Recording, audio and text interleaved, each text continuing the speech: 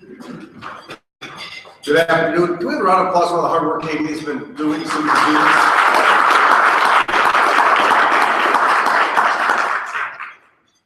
I've been watching the last couple months of Katie and her staff in the Milwaukee office. It's nice to see it all come together. Before I get to the quick introduction I want to give for our speaker, also, I'd like to give a round of applause to the instructors who are teaching us in the last day and a half.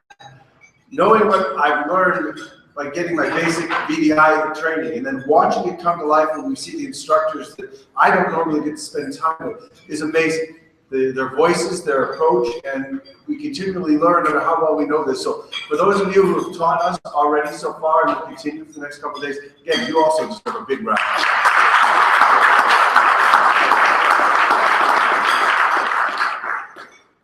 I certainly want to echo Katie's suggestion you check out the table on the other side of the wall there because one of the books has my name on it. So by all means, look at it and then put your fingerprints on it and then feel obligated to buy it. And I'll sign it for you. But I'm here because I want to begin to introduce, and it would take me the whole lunch to tell you everything I can tell you about Coach. But Bob Lindsey has very quickly become a mentor and a friend to me. He is called Coach by all who know him. He was born November 5th, 1943. So he is, as of today, 71 years in 2 days. So before I finish this, get a room of people sing happy birthday to you yet, Coach? No? All right, well, 1, 2, 3. Happy birthday to you. Happy birthday to you. Happy birthday, dear Coach. Happy birthday to you.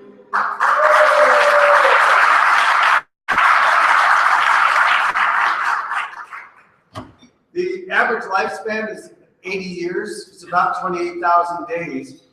Coach has lived 25,917 of them. And what makes that valuable is the fact that with age, for most of us, comes wisdom.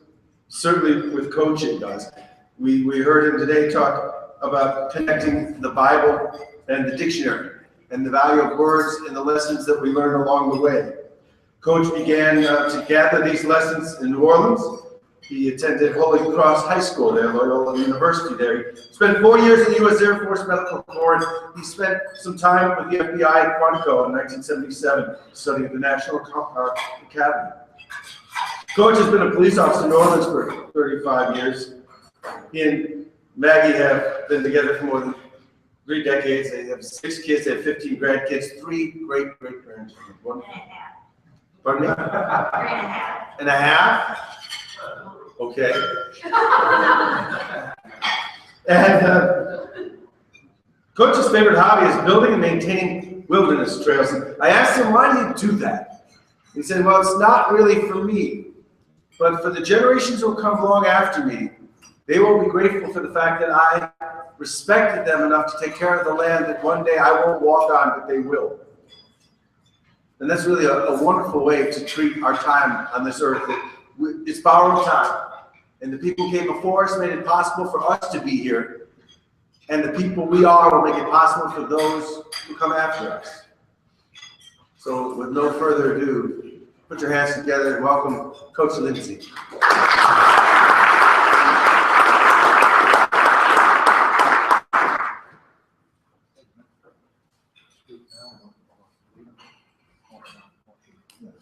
It's up to you. My brothers and sisters of the cause, I'd like to just take a moment and let you finish eating at your leisure and then come back and address you with your permission. I'd like to thank those that are responsible for having me here today. Ben, Katie, Colin, my longtime friend and mentor, Gary Thomas Klubowitz, Dave Young, Guy Rossi, the people that have watched me come back from hell. In the presentation I'm going to speak about, with your permission, later after you've finished eating, is our commitment to make our personal, professional, and public lives meaningful and more meaningful to the people that come into our lives. We spend a lot of time talking about the external part of speaking to others, and I'd like to talk about us speaking to ourselves. With your permission, and hopefully with your interaction, whether it's in the form of a question or clarification, I would like to talk about your journey in the human existence, who you are, what you are to others. But just in case your phone goes off in the next couple of minutes and you have to leave, I will say to you this: always hold yourself in the highest esteem. Stay close to God that you believe in. Cherish and love your family. Not only tell them that you love them, show them you love them all the time. Stay true to the cause, your cause, your mission, your goal. If you stay around long enough for the presentation, I'm going to talk about what Solomon talks about in the Bible that admonishes us to remember from whence we came. Perhaps that would resonate into you because now you know where you are, and maybe you'll have a better glimpse or clarity of where you're going. If that interests you, please stay. If not, I'll understand. It's okay. I value each and every one of you, and I thank you. But now it's time for you to eat, and I'll come back, I promise.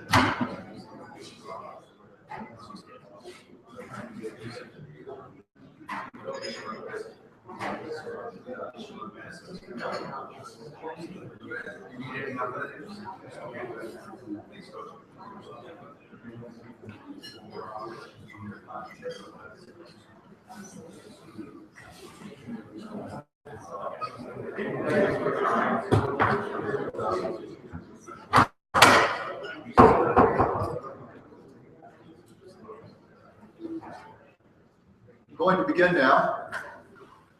Thank you.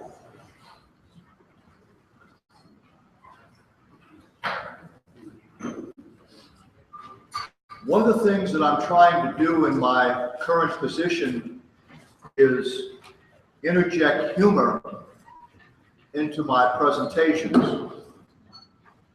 And there's some adult learning theorists here present that would attest that humor is a good thing. It's more than being funny.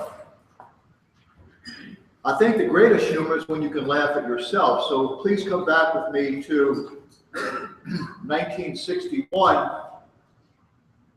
It's a Saturday, and in those days, when you graduated high school, Saturday was the day that you had the service, and that night you went to your prom. So I want you to see a young man of 17 who is conflicted in the following regard. He thinks he has a vocation to the priesthood. He has a chance to go to medical school. And he has a potential of going to Notre Dame, which is where the high school prepared him to go. And he doesn't know what to do.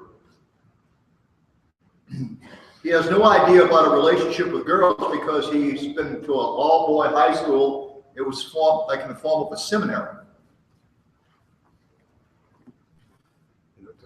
Oh, thank you. Okay? Yeah, well, make sure they hear. Good. So this young man gets a blind date. For those of you that don't know what that was, that means that she actually didn't know me and I didn't know her. And for those of you that don't know this term, because I'm to a point now where I say things and people don't know the definition, it was called double dating. That's when you didn't have a car and you had to pay somebody for the gas. And gas was 25 cents a gallon at that time. And so Joe went with the lady that he would eventually marry, and I went with this lady who I did not know. And I think, what the heck, we're going to make the best of it. So we went to this popular restaurant, and being from the poor class of society in metropolitan New Orleans, being raised by my mom, Dad was gone. I wasn't used to eating at tables with tablecloths.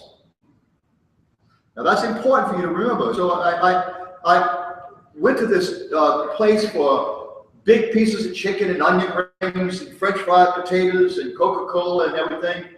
And finally, got back to the table. Now remember, in those days, all the guys sat on one side of the table, like there were 14 of us, and all the girls sat on the other side. And all of them were gorgeous. All of them were dressed to the nines. Very intimidating.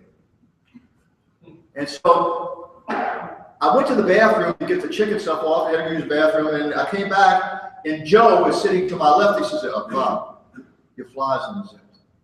No problem. Just scoot forward a little bit, zip up that fly, and finally it's time to go.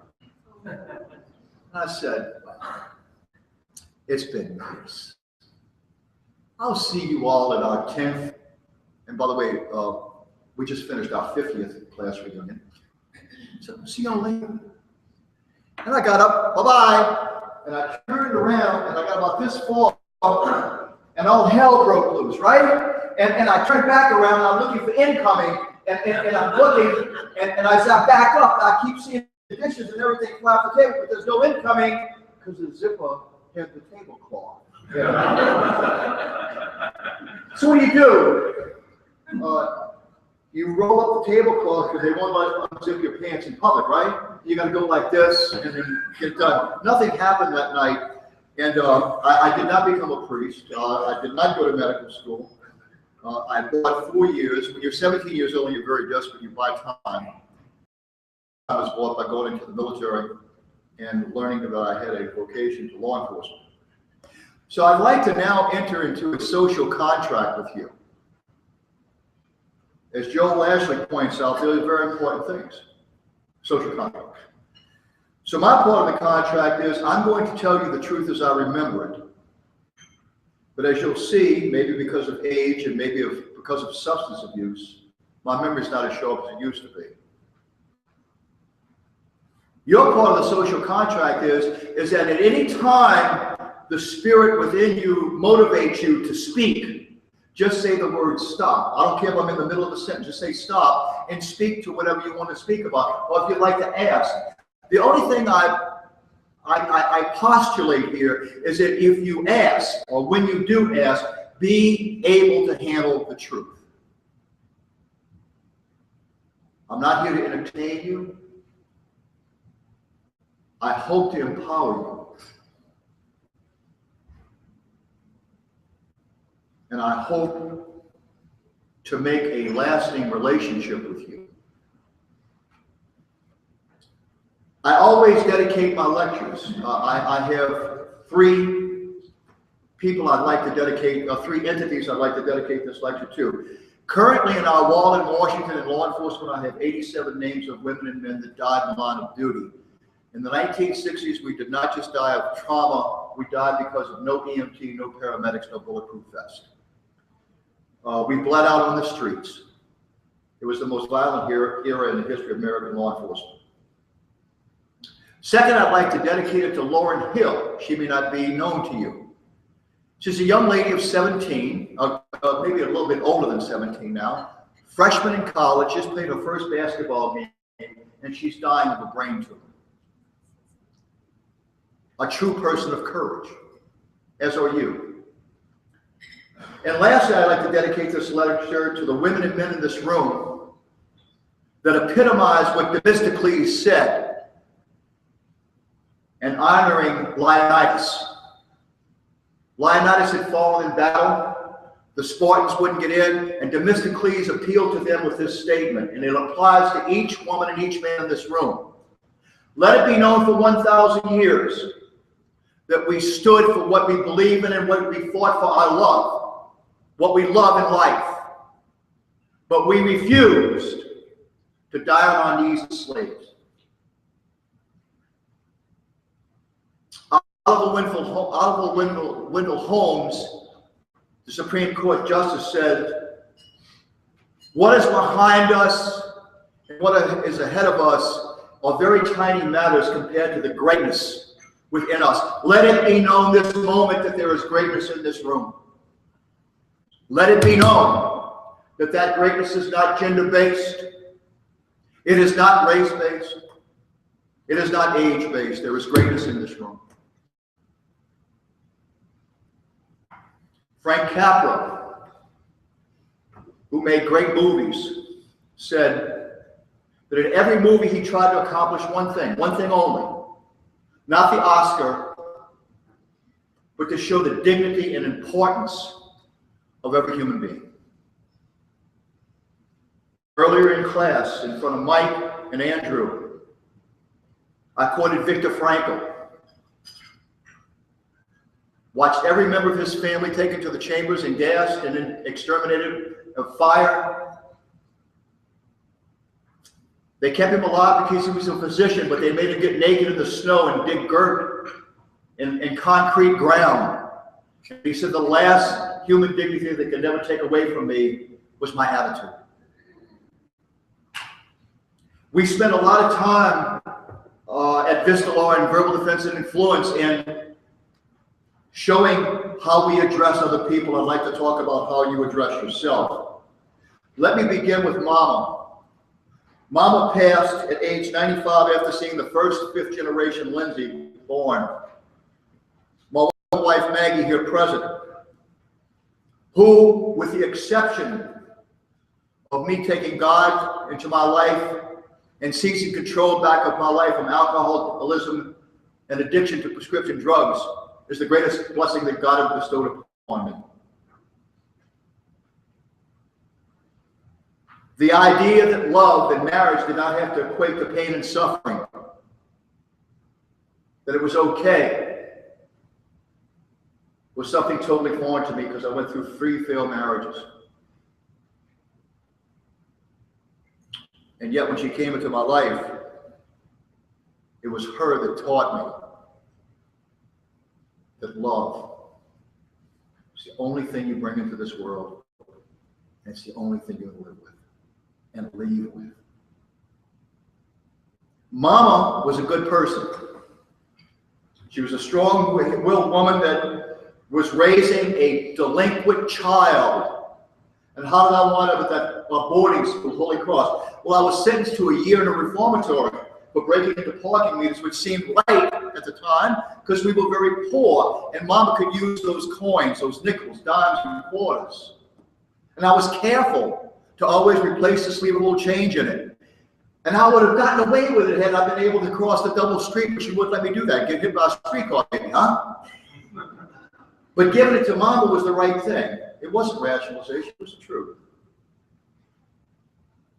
Judge Leo Blessing sentenced me to 365 days at a reformatory. My mother said, you can read this in the court records at the city of New Orleans. My kid is not bad, he's just stupid.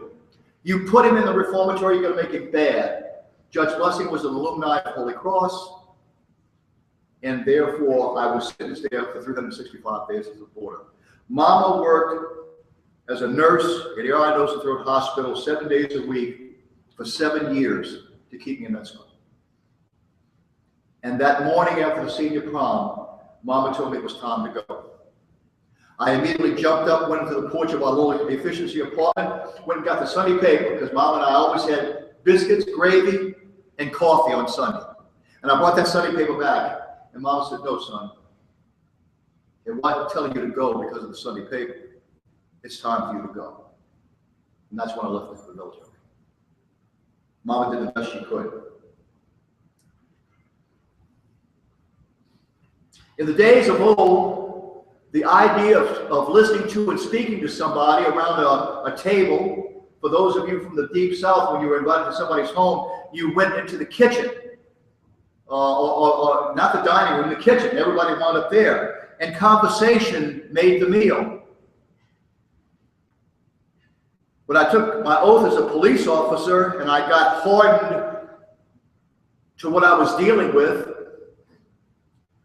Conversation kind of got away from me, and there was more yelling and screaming and less listening.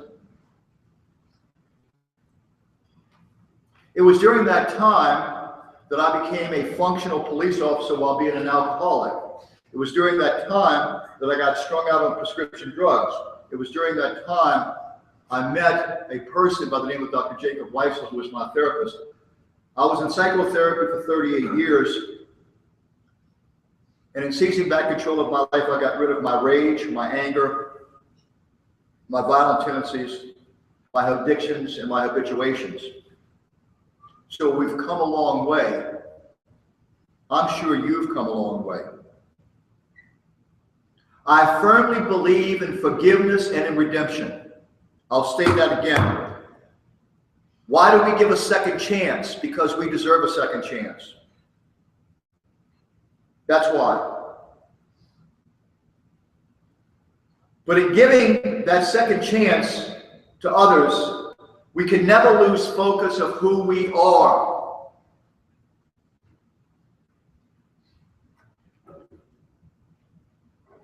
Somewhere along the line, it became the modern era.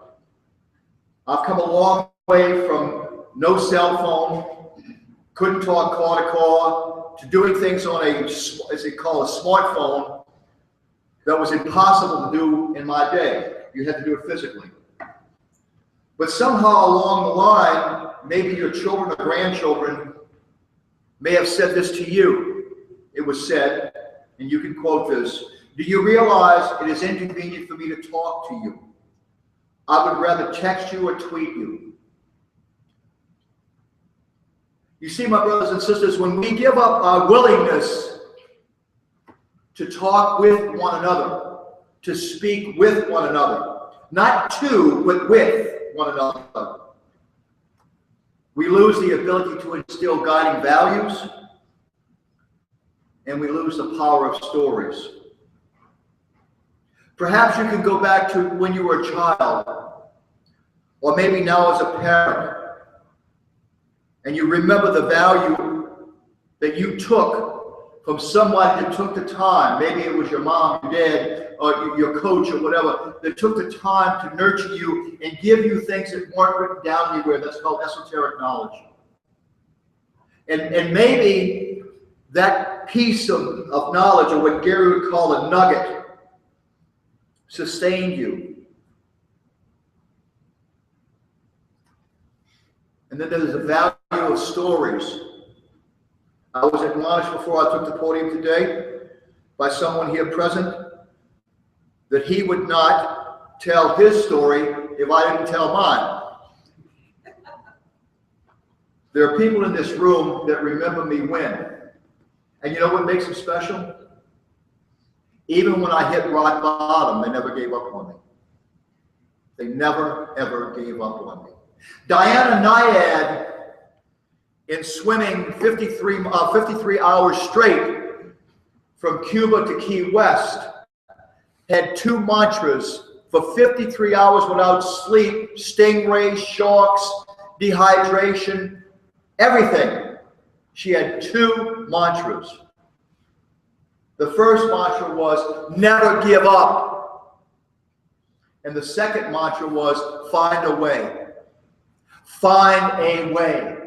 If you're going through human suffering right now, if you are going through any kind of turbulence in your life, whose responsibility is it to find his or her way? It's your responsibility, and there's hope. I'm here today to say to you that I hope you do not follow the example of the man I was, but to accept me, scars and all, as the man I am. But there is redemption. There is a silver lining. There is a light at the end of the tunnel. And no matter what burden you're carrying in your professional life, or your public life, or your personal life, there is a solution. But what did Anthony Robbins or Gary Klugowitz, and I keep going back to him, I could go to Guy Rossi, I could go to Dave Young, I could go to Peter Harrell. It doesn't matter who they are. You know, but what do you learn? Gary told me about Anthony Robbins. What did Anthony Robbins say? We got it wrong. We spend 97% of our time looking at what? The problem, and 3% on the solution. What should we do? Look at the solution. What did Dr. Stephen Covey tell me?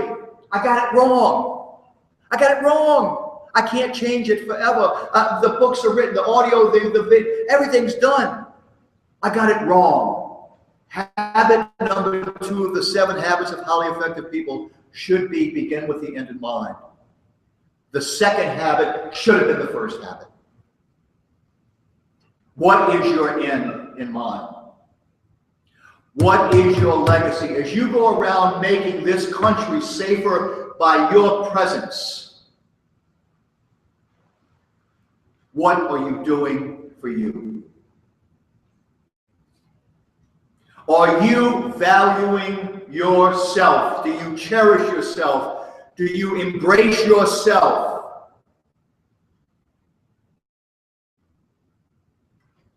Or are you waiting for somebody else to validate you?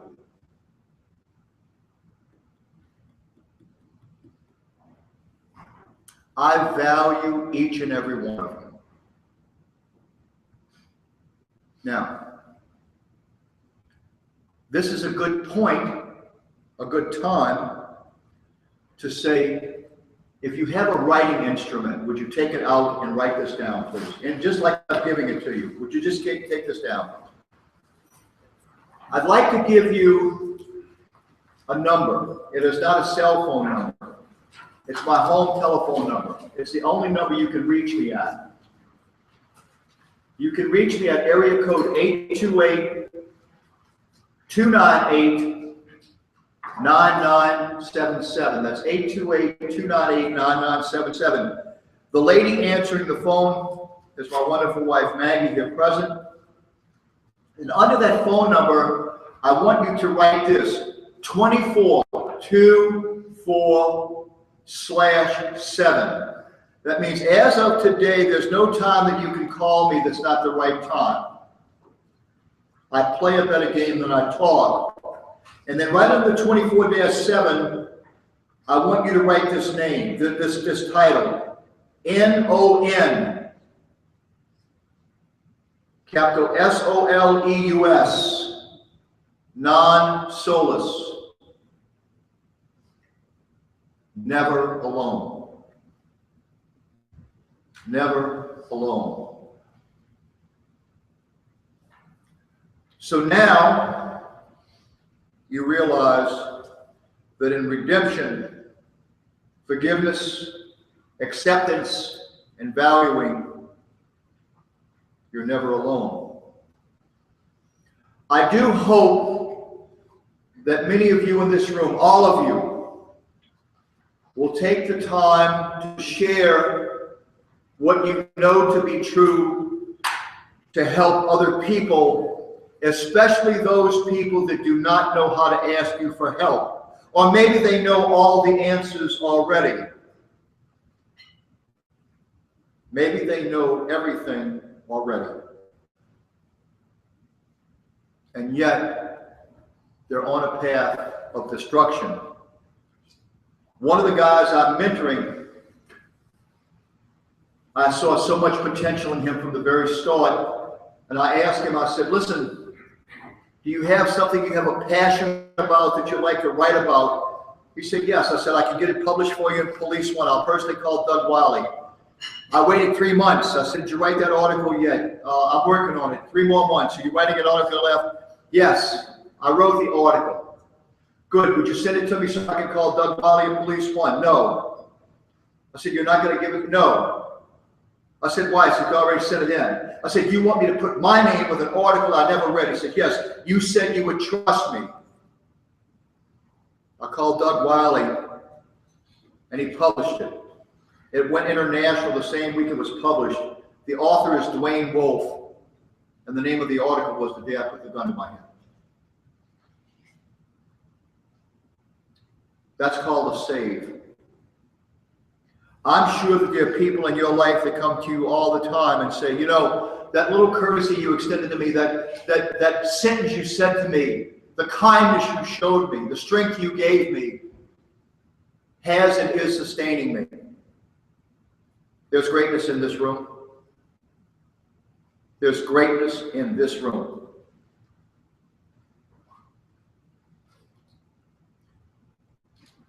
During the assassination of John Fitzgerald Kennedy, I learned a valuable lesson. We said that Lee Harvey Oswald could not have acted alone, and the fact that he, Bannister Ferry, and the rest of them were all in New Orleans. We made a compelling case that there was a conspiracy. The Warren Commission prevailed. We didn't, and Jim Garrison, the district attorney, called everyone in and said, we have lost the case today, but the reasonable doubt we have rendered, this day will withstand the test of time long after perceived truth is found out. I'm asking you to be that reasonable doubt by your words and examples to other people.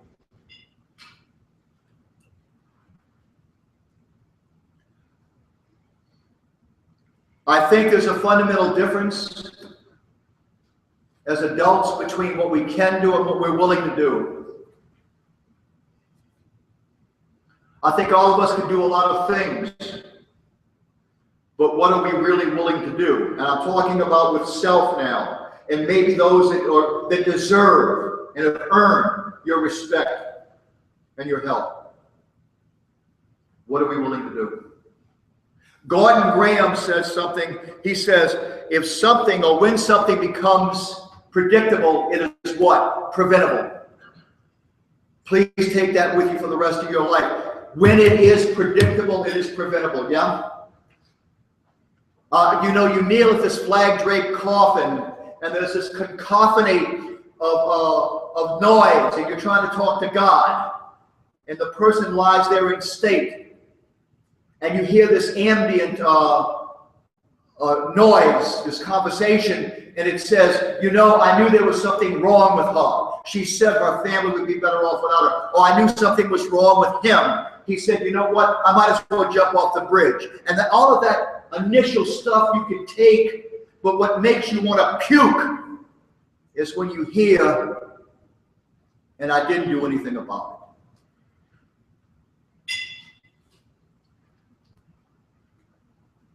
The power of your words, the power of your words are not going to diminish. They're going to get stronger the longer you live, because, as Ben said, believe it or not, as Ripley made all the money saying, you're going to transcend from intellect to wisdom.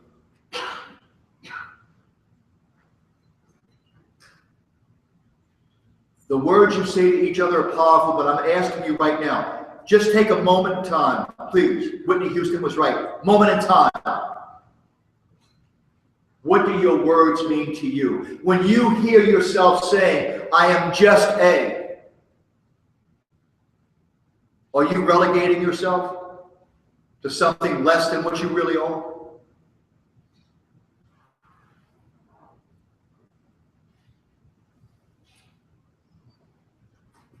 One of the things that I'm very blessed in doing is taking language. Now, I started this with Gary in the road that we've traveled, which is the road less traveled, by the way. For those of you that read outside of your profession, may I highly recommend to you Dr. Peck's book called The Road Less Traveled.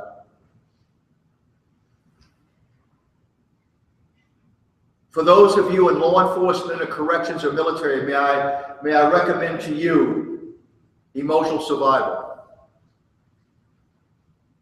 But then again, I would imagine if you're a caseworker, it would be just as important. The voice within you will speak. Today, when I was coming back and I asked Colin and Ben to keep me on track, which they're doing, I went to the bathroom and I said, I got to get down here, and all of a sudden that thing happens before you make a public appearance, the butterflies, and that's a good thing. The hyperphoresis, the sweating of the palms, the fluttering of the voice. And I heard the voice within it says, fear you not about what you're going to say, for I'll have the Holy Spirit speak for you. I'm asking you,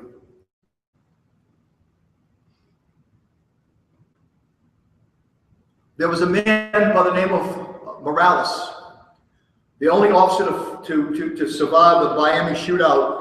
And when he was when everybody was dead or dying around him, and all of a sudden his firearms instructor appeared, and he says, Eduardo, get behind the wheel of the car. You can fight without your glasses. Annihilate the threat. And he did. He lived. And he went to thank his firearms instructor, who was never there. Whose voice do you carry with you to give you comfort and strength? Whose voice? Of equal importance, who do you allow to carry your voice with them? It's not just about combat. Unless you want to transcend combat to making it through the human existence and never compromising your mental, physical, spiritual, emotional life. Whose voice do you hear, and who do you allow to hear your voice when everything is falling around behind them?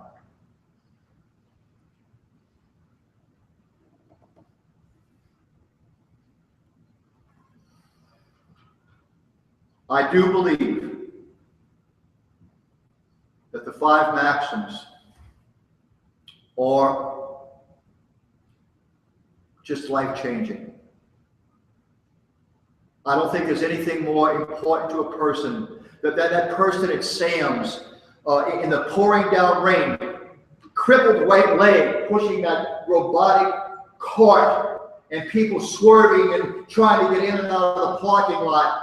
And he was just so, and I walked up to him and I said, "Good afternoon.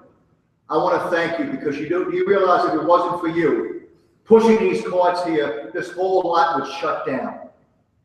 And he said, "Mister, you're the first person ever to tell me they appreciate what I do." I now have a different view of myself. Nicholas Winton is 105 years old. He liberated 669 children of Jewish ancestry. And he said something that I live by. If it is not impossible, it must be able to be done.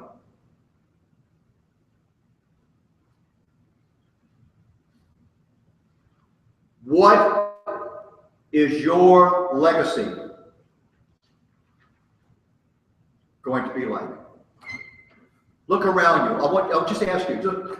Most of you will be thriving after I've left and gone home to God. Most of you will be thriving when I have left this human existence and gone home to God. What is your life like? That's the way it should be. And by the way, let me dispel 2 myths, please. My friend Gavin DeBecker wrote a book called The Gift of Fear. If you haven't read it, I highly recommend it. Thank you, Joel. Thank you. That what you're afraid of is not really what you're afraid of. It couldn't be because it didn't happen yet. But what you're afraid of is linked to what? Human suffering and death. I abhor human suffering. My wife and I are both cancer recovering people. We're both in remission. But yet she has an insidious autoimmune disease called fibromyalgia Sjogren's syndrome. Can't be cured. She cries herself to sleep. I hate human suffering. But I believe that things can get better and will get better. But I have let go of my fear of dying. I promise you. I've been there twice. You want to talk to me about it one-on-one? Be glad to. There's nothing to be afraid of. I would not stand in front of you and embarrass my family name around you. Let go of your fear of passing. Let me ask you a question. What was your first thought before you were born? Yes. That's what it's like. It's okay.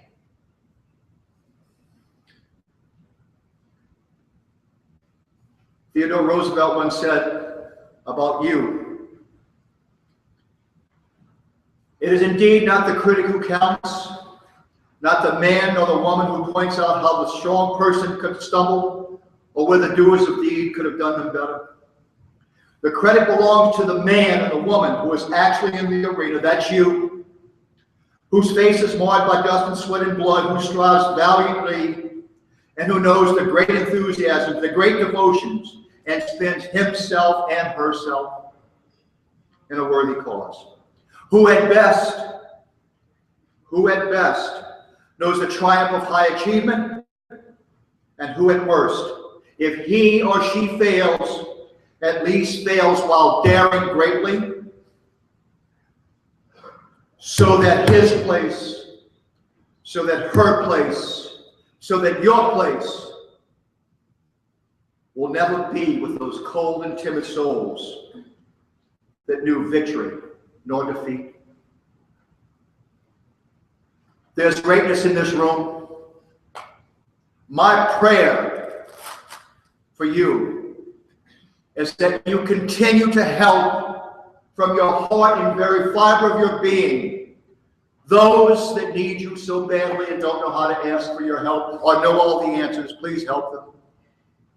And that you live your full existence in sincere serenity, peace, and happiness, with the abundance of love, strength, and nurturing all around you. And that one day, we'll all be together, never to be separated or alone again. Thank you.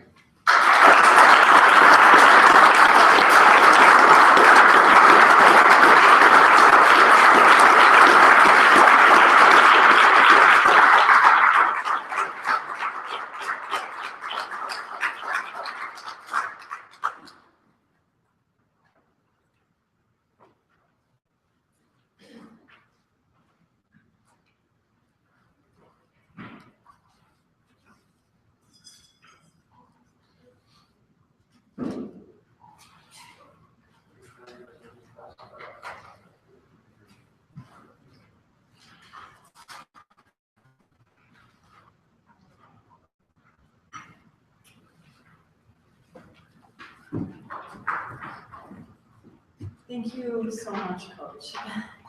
Let's clap one more time.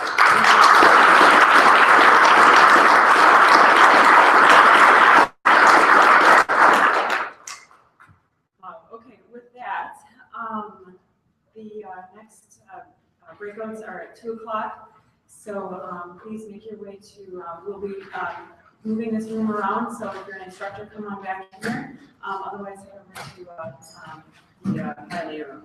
Thank you very much.